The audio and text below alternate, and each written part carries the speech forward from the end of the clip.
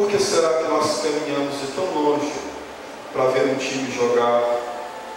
Nós perdemos os nossos compromissos para diante da televisão assistir um jogo.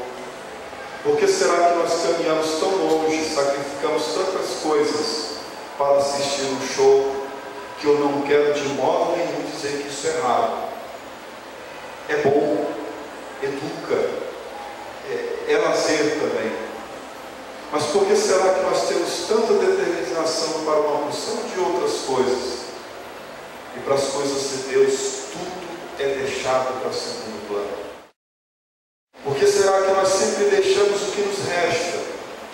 Por que será que todas as nossas programações, as coisas de Deus sempre ficam como o encaixe último dos nossos planos?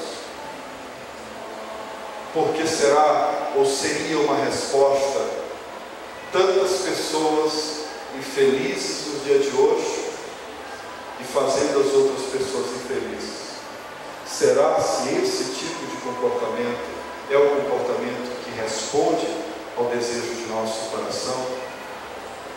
Será se é culpa de Deus o sofrimento que nós passamos como consequência das escolhas que nós temos feito?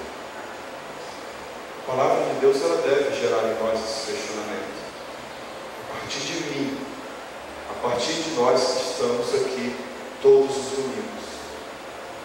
E o coração humano que não se dispõe a cada Eucaristia a fazer esse processo de conversão, é um coração que ainda está longe de Deus.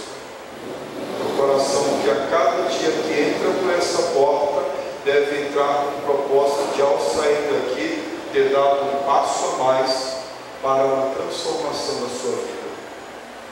Que esta seja a graça alcançada e celebrada por todos nós que hoje nos reunimos ao redor do altar de nosso Deus. Que Deus nos abençoe